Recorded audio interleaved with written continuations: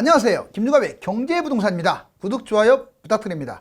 각종 매체에서는 러시아 전쟁이 코로나보다 훨씬 심각하다고 하며 글로벌 경제 위기의 도화선이 될 것으로 예상합니다. S&P는 러시아의 신용등급을 국가 부도 등급으로 8단계나 강등하였고, 무디스와 피치도 6단계 강등 후에 국가 부도 추가 강등을 시사했습니다. 원자재 보물 창고인 러시아의 경제 위기는 필연적으로 다른 나라의 금융위기를 가져올 것이며, 그에 따라 부동산, 주식, 달러 등에 대한 철저한 대비가 필요합니다.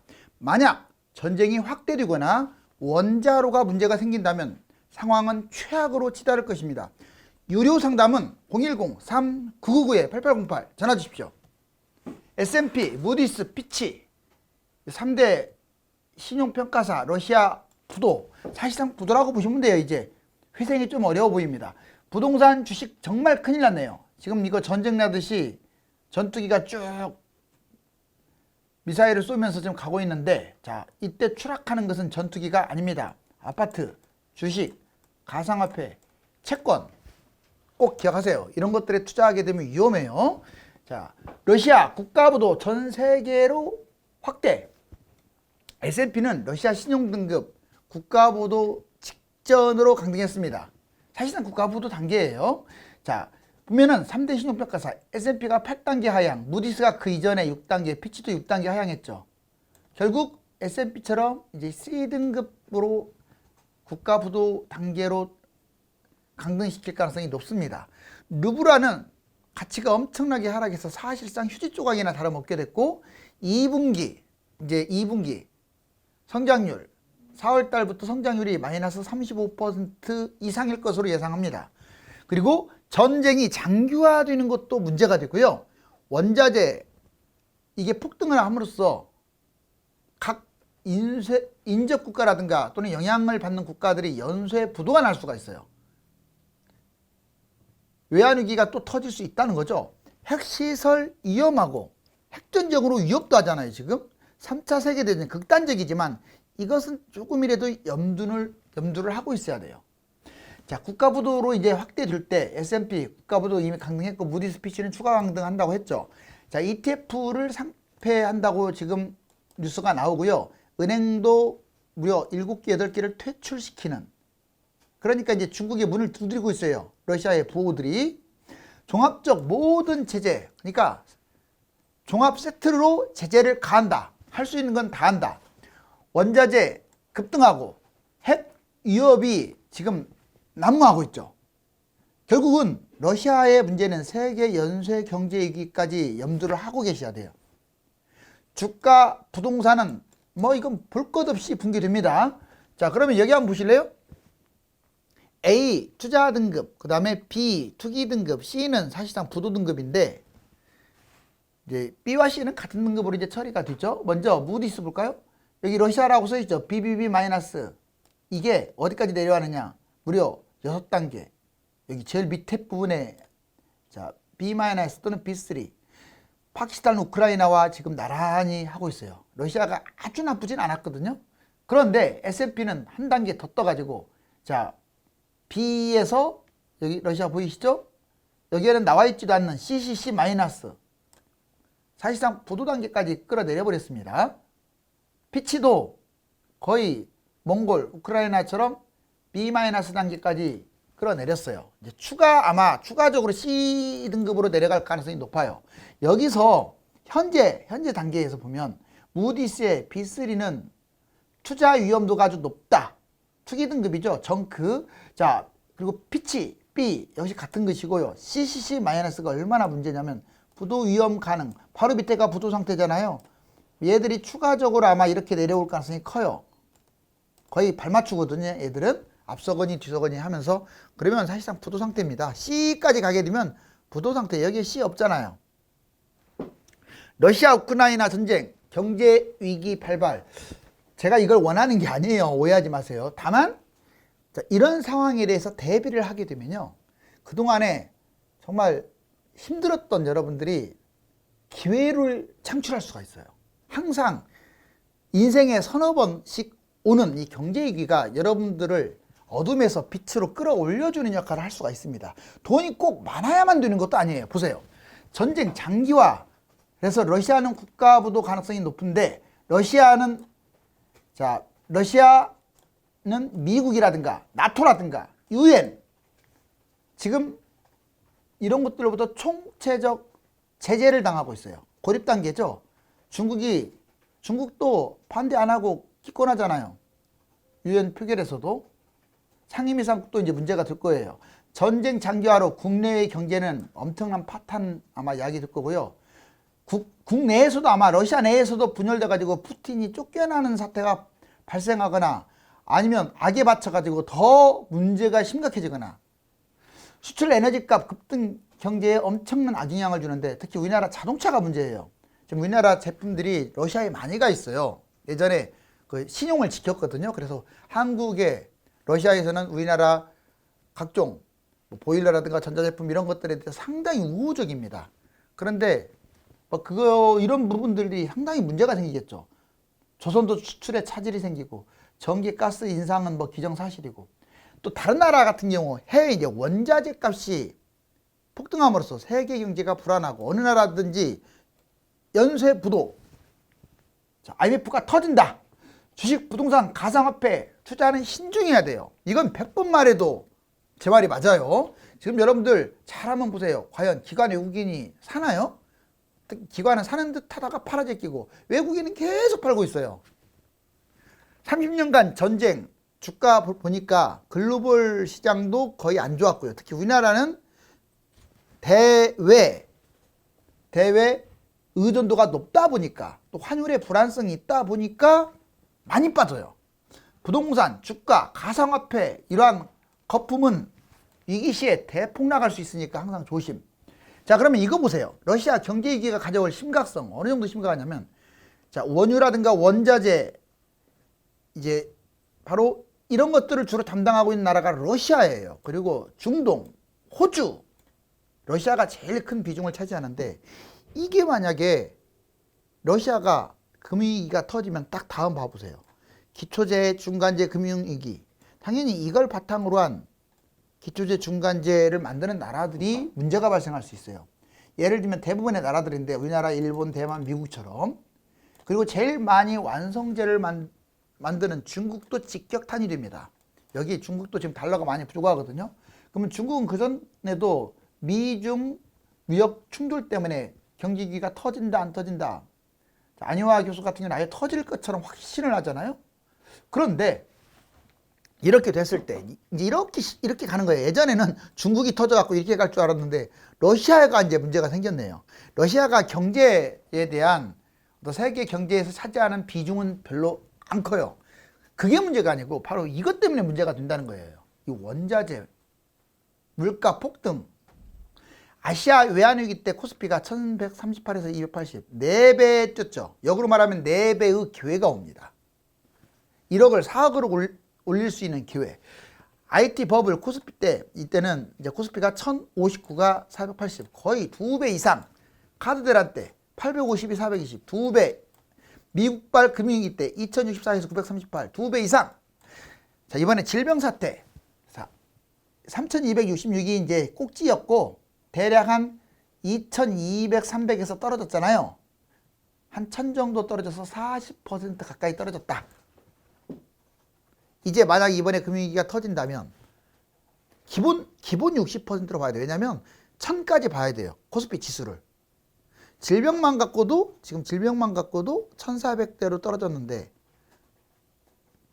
만약에 얘가 금융위기가 터진다면 우리나라가 아니라도 다른 나라가 주요 국가가 터지면 연쇄적 반응을 일으킵니다. 우리나라만 떨어지는 게 아니에요. 다른 나라도 똑같이 떨어져요. 자, 이제 부동산 사이클이 왜 여러분들한테 조심하라고 하냐면 지금 집값 절정이 2021년에 끝난 것으로 보여요. 올해 반등하는 것은 일시적, 기술적 반등이라고 할 수밖에 없고 실질적으로는 대세 하락의 연장선이 될 가능성이 높습니다. 자, 집값 하락 2022년 올해 지금 진행 중이고요. 집값 폭락 23년에서 24년 엄청나게 떨어질 것으로 예상하며 바닥을 대략 한 25년이나 26년이 되지 않을까. 바닥은 더 있다가 될 수도 있고 더 빠를 수도 있어요. 그 다음에 이제 이 사선을 기점으로 또 올라가겠죠. 집값 상승 2027년 정도부터 올라가기 시작을 해서 집값 폭등 28년에서 29년 결국 절정은 30년 언저리의 절정에 다시 또 도달하는데 이게 모든 곳들이 이렇게 꼭 우상향하는 게 아니다. 이제는 예전에는 다 우상향 했잖아요. 이제는 차별화가 돼요. 정확히 말하면 이제 양극화가 아니라 차별화. 비싼 곳일수록 많이 뛰고 떨어졌다 뛰는 거죠. 위치가 안 좋은 곳일수록 회복도 못할 수가 있어요. IMF가 계속 경고를 하고 있는데 모든 국가의 경제 위기를 경고하고 나섰죠. 세계 경제 급락 경고. 우리나라에 대해서는 한국 경제 직격탄이 두렵다라고 디지털 타임스에서 말하고 있는데 그럼 IMF는 어떤 경제 위기를 경고하느냐? 세계 자산 위기. 코로나 거품이 지금 최대였죠. 코로나로 돈을 워낙 많이 찍어내가지고 이것 때문에 경제 위기가 터질 가능성이 높은데 문제는 러시아가 지금 국가부도 위기에 놓여 있어요. 전쟁을 터뜨리는 바람에. 원자재, 물가 급등이 이건 기정사실화 지금 되고 있습니다. 그래서 부동산, 주식, 가상화폐 등등등 폭락할 가능성이 높습니다. 그러면 먼저 회사라든가 이런 데부터 개인 파산, 회사 부도 이런 것들이 따라다니겠죠. 이건 우리나라만의 문제가 아니에요. 자, 우리나라의 경제위기는 특별히 뽑은다면 경제위기 비중이 급등하고 이제 가계부채 지금 전 세계에서 1위 105%, 부동산 거품도 엄청나고요. 해외 경제위기에 취약하기 때문에 이러한 것에 노출될 확률이 높다. 그렇다고 해서 우리나라가 뭐 외환 보유고가 많은 건 아니지만 그래도 이 경쟁력이 있어요. 문제는 다른 나라가 터졌을 때 환율 문제 등으로 인해서 외적 요인 문제 등으로 인해서 못 버틸 가능성이 커요. 유럽의 주요 나라들도 다 경제위기 터지니까. 자, 중국 경제위기, 중국 자체로도 러시아 빼고도 부동산 회사가 지금 부도났고 성장 둔화, 미중 무역전쟁은 아직도 진행형이고 성장 모멘텀이 지금 없어요. 중국이. 빚은 엄청납니다. 여기에 플러스 러시아가 문제가 생기게 되면요. 중국 그 화약고의 신지에 아예 불을 붙이는 격이 돼요. 미국, 유럽의 위기도 있습니다. 미국도 2년간 금리 이제 앞으로 계속 올라갈 것이고 그러면서 긴축 발작이 발생할 가능성이 커요. 최대 8일까지 인상. 미국, 유럽 금리 인상, 긴축 발작 이런 문제 생각보다는 지금 호재보다 악재들밖에 없잖아요. 이게 잠잠해지면 주가가 더 올라갈 수 있습니다. 근데 잠잠해질 가능성이 없어요. 지금 너무 많아요. 그 다음에 그래서 현금, 달러, 금 투자가 최고다 이 말이에요. 뭔 말이냐? 부동산 투자는 거품이 최고치예요. 아파트, 빌라, 오피스텔, 도시정, 토지, 호텔, 상가, 경매 뭐든지 하지 마세요. 꼬마 빌딩도 위험합니다. 자, 주식 투자 거품 최고치죠. 우리나라 주식이 거품이 많다는 건 아니에요. 해외 거 투자한다는데 미국 거 하지 마세요. 여러분들 하지 말라고 하는 것은 과거에 많이 뛴 것들이 많이 떨어지는 것은 진리인데 한번 그래프 자 거기 한번 보세요. 10년, 20년 사이클을 10년 동안 누가 제일 많이 떴는지. 나스닥이 제일 많이 뛰었습니다. 우량주, 개별 주식, 펀드, ETF, ETN, ELS, 채권 플러스 펀드 상품 일치하지 마세요. 기타 투자, 거품 불안정하죠. 채권, 원자재, 가상화폐, 특수상품 이것들은 너무 높낮이가 커서 하지 마시고 이것만 하세요. 우리나라 돈이나 달러나 금 이것을 적금 예금을 하시라고요. 그래서 경제위기 때 많이 떨어지는 아파트라든가 또는 주식이라든가 그때 가상화폐를 쓸어 담으면 되잖아요. 이제 이걸 한번 정리해보면 부동산부터 보니까 2010년에서 다 2010년에 뛰었다고 생각을 하고 거품이 어느 정도인지 보자고요. 이게 서울 그래프예요. 여기 2010년 여기 빨간색이 있는 거 이렇게 뛰었어요. 2010년에 떨어졌다가 이렇게 올라갔죠. 자, 정확히 말하면 2010년이 여기입니다. 10년에 떨어졌다가 이렇게 올라갔는데 이렇게 뛴 거죠. 약 최대치 봤더니 6배까지 올랐고요. 이제 전국적으로는 한 3배 정도라고 예상할 수가 있습니다. 2000년 기준으로 그렇고 2010년에서는 한 3배 정도 쪘다고 보시면 돼요. 서울은. 그 다음에 주식 한번 보실래요? 주식 2010년 기준으로 잡았더니 여기서부터 들어가죠. 자, 주식이 이때 2000 플러스 마이너스 계속 돌아서 2000이라고 써있죠. 2000에서 한 10년을 놓은 거예요. 그러다가 이거 쭉 내려간 게 바로 1400까지 떨어진 코로나 사태. 1400 했던 게 3300까지 간 거예요. 두 더블 이상 갔네요. 그러던 게 요즘 좀 빠져가지고 2700선이에요. 얘 빠지면요 1000까지 빠집니다. 알았죠? 그 다음에 비트코인 보실래요? 2016년부터 사실상 해봐야 하니까 16년에 대략 얘가 200 정도 됐어요. 그게 지금 현재 약 한 4만 정도에서 돌고 있으니까 약 400배 200에서 400배 정도 상승했다고 볼 수 있죠. 꼭지로 따지면 400배. 지금 현재 가격으로 따지면 200배. 자, 근데 얘는 경제위기 터지면요. 바닥이 어딘지를 몰라요. 너무 많이 떠가지고. 얘가 장기적으로 나쁘다는 게 아니에요.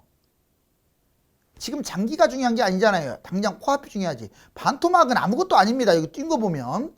그래서 90% 이상도 추락할 수 있다. 그 다음에 달러는 2010년에서 2020년 봤더니 예전에 금융위기 터질 때 막 2000 갔고 외환위기 때 미국발 금융위기 때는 1580까지 갔는데 지금 오늘 이제 어제자로 1100 1200 거의 뭐 15를 지금 넘겼죠. 아주 최고치를 찍었어요. 최근에 와서 1200 약 90까지 올라갔었죠. 근데 여기 보시면 얘는 이제 2010년부터 20년 동안 20% 정도, 이제 원화 대비 달러가 20% 올라왔어요. 근데 경제위기 터지면 30% 올라간다고 보시면 돼요. 대략 1500에서 1800 사이로 갈 거니까. 그래서 달러는 오히려 뜁니다. 플러스잖아요. 여기 지금 보니까. 나머지들은 다 떨어져요. 이런 것들은 하면 안 돼요. 그러니까. 오로지 달러는 해도 돼요. 다만 지금 너무 비싸니까 조금 내려왔을 때. 자, 이제 경제위기 보니까 외환위기 때 65% 떨어지고 진짜 글로벌 금융위기 때 55.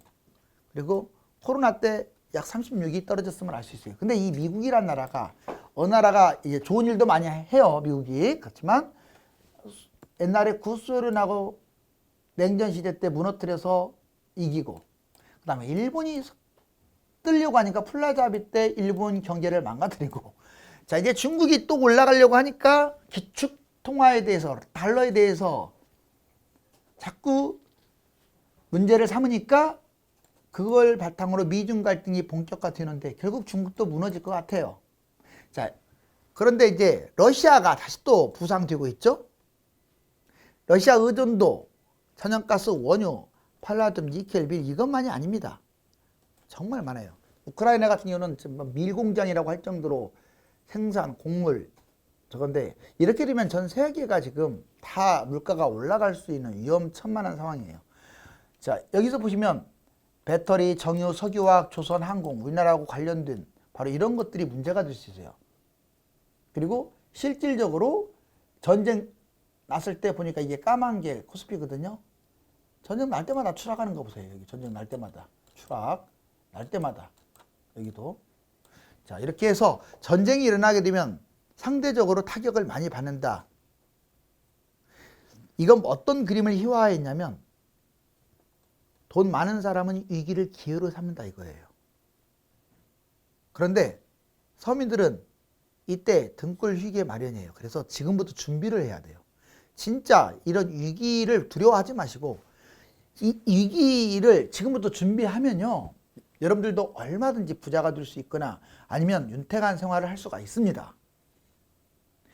불확실성만큼 좋지 않은 것은 없기 때문에 이럴 때는 현금을 확보하거나 안전자산인 금을 보유하는 것이 최선이며 주식, 가상화폐, 채권 등 위험자산의 투자는 신중해야 합니다. 감사합니다.